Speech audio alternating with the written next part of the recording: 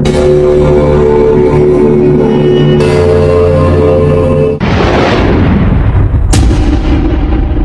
the heart of a humble neighborhood, there lived a beautiful mad woman named Ariaskata.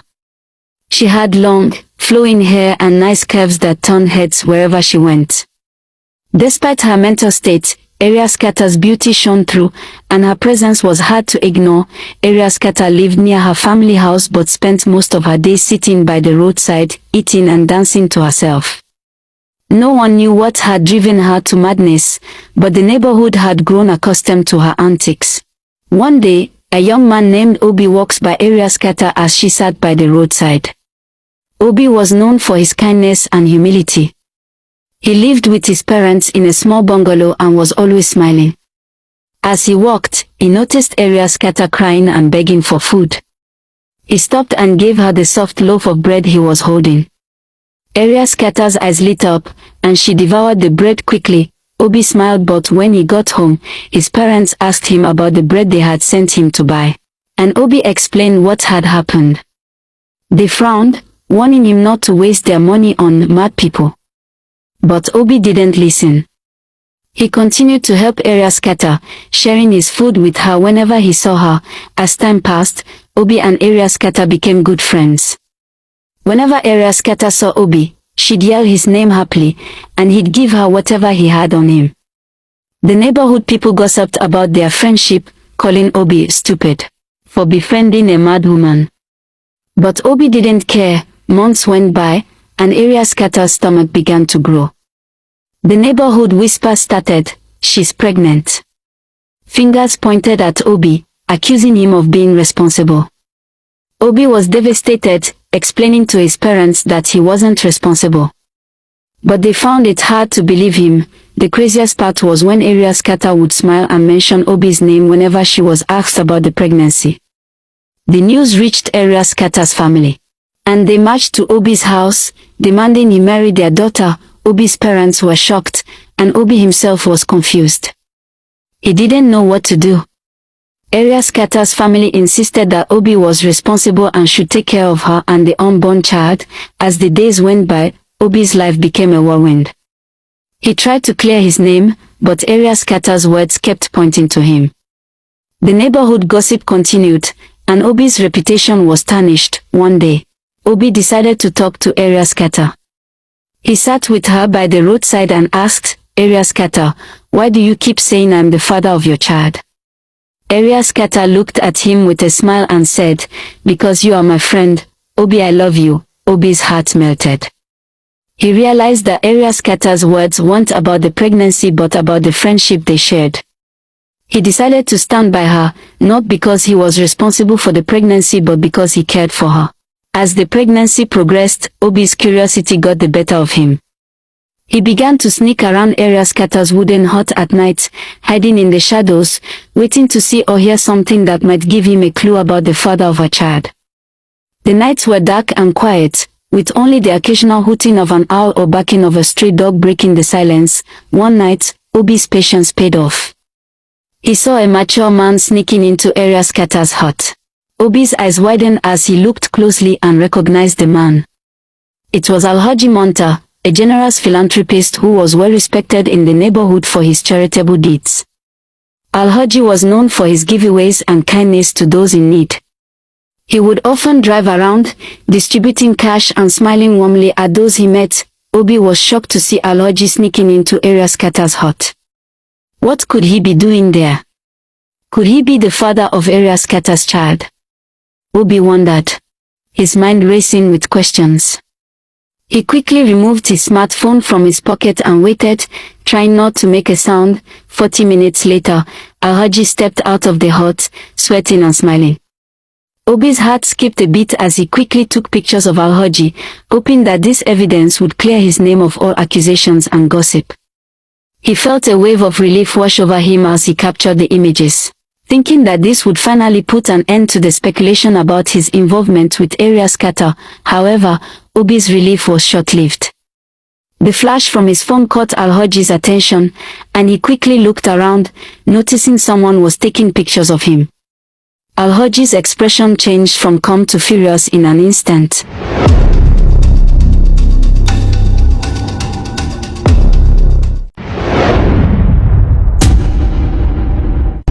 He swiftly got into his car, which was parked close to the bush, and started making calls. Before Obi could leave the scene, some burly men appeared out of nowhere. They grabbed him, collected his phone, and started beating him mercilessly. Obi tried to defend himself, but he was no match for the men. They beat him so severely that he fainted, his body limp and lifeless. The men dragged Obi's unconscious body and put him inside the trunk of their car. They drove off into the night, leaving behind a trail of mystery and fear. Obi's phone lay broken on the ground, his evidence lost forever. The next morning, Obi's parents woke up to an empty room. They wondered where their son had slept and why he wasn't home yet. They tried calling his phone, but it was switched off. As the days passed, their worry turned to panic. They visited the local police station, reporting Obi's disappearance. The police officers listened, their expressions skeptical. "Isn't he the same boy who impregnated that mad woman?" one of them said, raising an eyebrow. "Maybe he has run away because of shame," another officer added, his tone dripping with doubt. Obi's mother cried, begging the police to help her find her son. She explained that Obi was a good boy, kind and gentle, and that he wouldn't just disappear without a reason. The police promised to try, but their words seemed hollow. As the days turned into weeks, the neighborhood buzzed with gossip and speculation about Obi's disappearance. "He ran away because of shame," some said. "He's a useless boy, impregnating area scatter and running away," others added, their voices filled with malice. But little did they know, Obi was indeed captive, tied up in a small, stinking room in Alhaji's house. The room was damp and dark, with no window to let in the sunlight. Obi's body ached from the beating, and his spirit was crushed. Alhaji would occasionally visit him, taunting him about the pictures he had taken. "You think you can expose me?" Alhaji would sneer. "You think you can ruin my reputation?" Obi would plead for mercy, but Alhaji's expression would remain cold and unyielding. Obi realized that Alhaji was hiding something big, and he was determined to get to the bottom of it. As the days passed, Obi's determination grew. He knew he had to escape and expose Alhaji's secrets. But how? He was trapped, with no way out. Obi's thoughts drifted to area scatter and the baby. Was the child Alhaji's? And what would happen to them if he didn't make it out alive? Obi's resolve hardened. He would escape, no matter what it took. He would clear his name, expose Alhaji's secrets, and make sure area scatter and her child were taken care of. But for now, Obi remained captive, waiting for his chance to break free. As the days turned into weeks, Obi's hopes of escape began to dwindle. He was fed meager rations, and his body began to weaken. Alhaji's visits became more frequent, and his taunts more vicious. One day, Obi heard footsteps outside his room. Alhaji's voice was heard, arguing with someone. Obi listened closely and realized that Alhaji was talking to one of his associates. "We can't keep him here forever," the associate said. "What if he talks?" "He won't talk," Alhaji replied. "He's just a foolish boy who got in over his head." Obi's determination grew. He knew he had to escape and expose Alhaji's secrets. But how? As he waited for an opportunity, Obi's thoughts drifted to his parents. They must be worried sick about him. He wondered if they were still looking for him or if they had given up hope. Meanwhile, Obi's parents were indeed searching for him. They had visited the police station multiple times, but the officers seemed uninterested in helping them. They had also asked around the neighborhood, but no one seemed to know anything about Obi's disappearance. Obi's mother was beside herself with worry.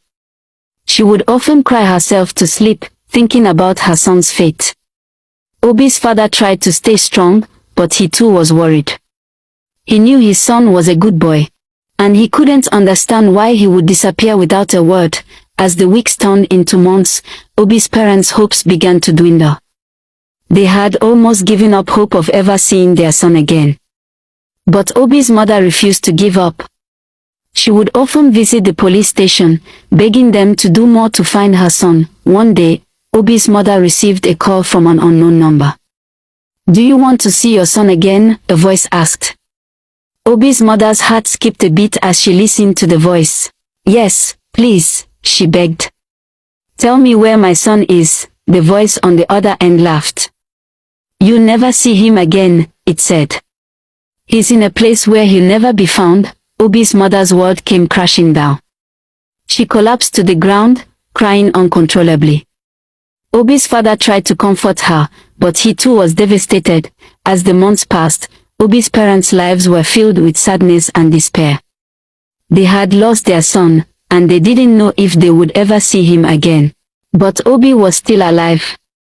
He was determined to escape and expose Alhaji's secrets. He waited for the perfect moment to make his move. One day,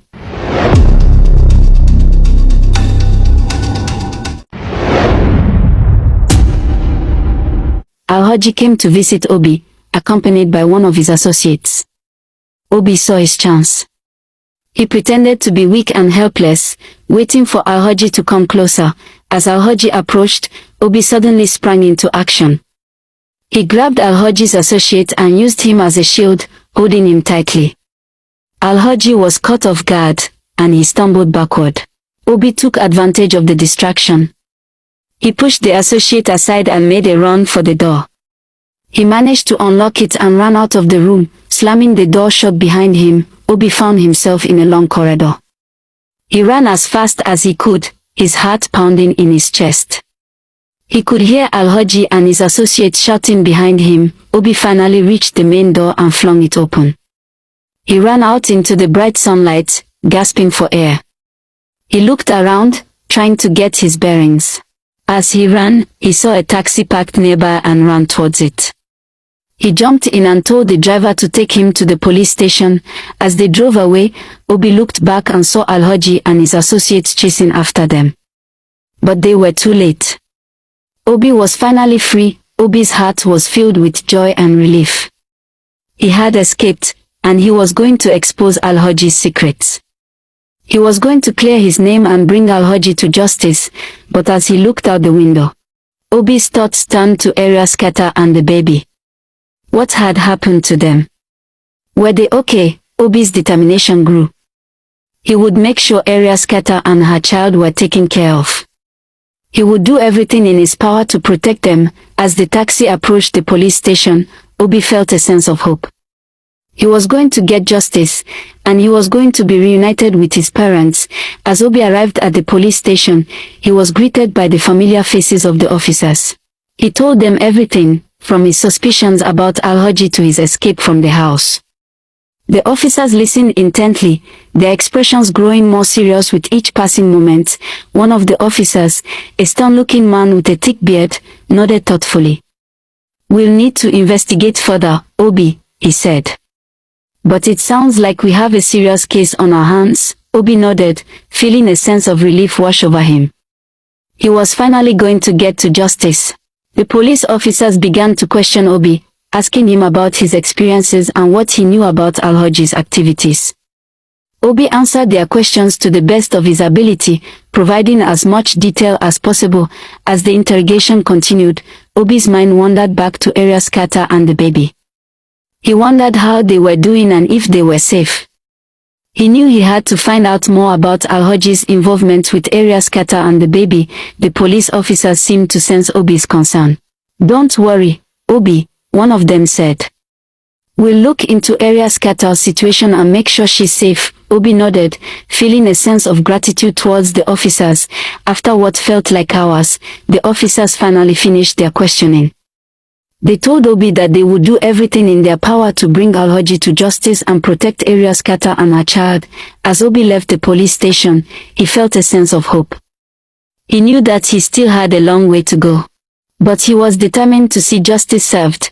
But little did Obi know, Alhaji was not going down without a fight. He had connections and resources that would make it difficult for the police to bring him to justice. As Obi walked away from the police station, he noticed a figure watching him from across the street. It was one of Alhaji's associates, and he looked menacing. Obi's instincts told him to run, but he stood his ground. He knew he had the police on his side, and he was determined to see this through. On his way home, the associate approached Obi, his eyes cold and calculating. You think you've won, don't you? He sneered. But you haven't. Alhaji will always come out on top. Obi stood tall, refusing to back down. I'm not afraid of you or Alhaji, he said. I'm going to make sure justice is served, the associates nodded in derision. We'll see about that, he said before turning and walking away. Obi watched him go, feeling a sense of unease. He knew that this was far from over, and he would have to be careful. Obi couldn't shake the feeling that he was being watched. He looked around, but there was no one in sight. He quickened his pace, his heart pounding in his chest. He knew he had to be careful, but he was determined to see this through. Obi's thoughts turned to his parents, and he wondered how they were doing. He hoped they were okay and that they weren't too worried about him. Obi walked home, his heart heavy with the weight of his experiences. As he approached his parents' house, he saw the familiar smile on his mother's face, and his father's warm eyes. They welcomed him with open arms, tears of joy streaming down their faces. Our son is home, his mother exclaimed, holding him tightly. Obi's father patted him on the back, his voice filled with emotion. We are so sorry, Obi. We didn't believe you. We should have listened. Obi's eyes welled up with tears as he told them everything. About Alhaji, area scatter, and the baby. His parents listened, their faces filled with shock and regret. As the evening wore on, the emotions ran high. Obi's parents apologized for not believing him, and Obi forgave them, grateful to be home. But as they slept at night, unaware of the danger lurking outside,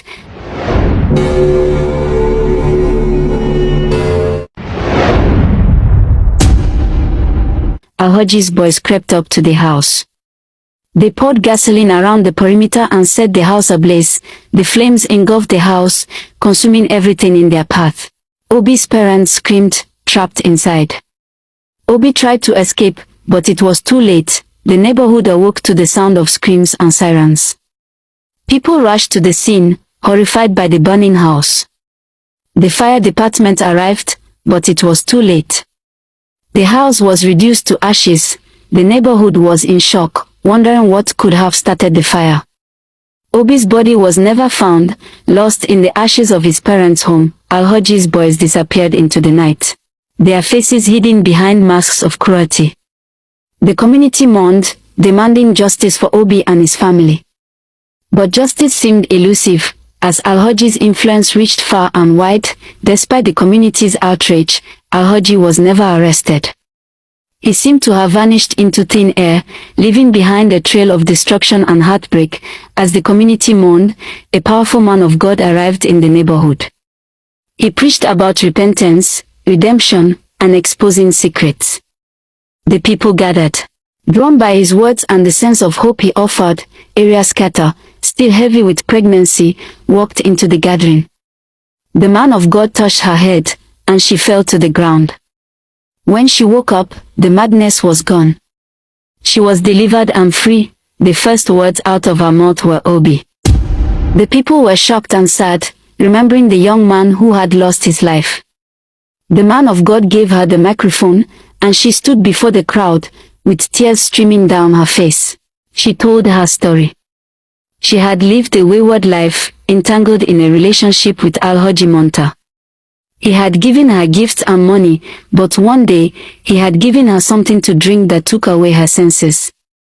She became mad, but Alhaji never stopped visiting her. She revealed that Alhaji was responsible for her pregnancy. The crowd was stunned. The man of God advised them to be more prayerful and live right. The people thanked him and dispersed. Area Scatter, now known by her real name, Mary, returned to her family house. A few days later, she gave birth to a beautiful baby boy. Her family was overjoyed, and the entire neighborhood visited her with gifts and food. The child was named after the late Obi. Mary vowed to live a better life, advising young girls to live decent lives. Alhaji was never seen or heard from again, but his legacy of pain and suffering would live on as a cautionary tale. As we reflect on this story, let's be extremely careful about the men and women we surround ourselves with. The company we keep can either uplift us or bring us down. It's essential to choose wisely and prioritize relationships that promote positivity, respect, and trust. Obi's tragic fate serves as a reminder that our associations can have far-reaching consequences. His parents' failure to believe him and his entanglement with Alhaji ultimately led to his demise.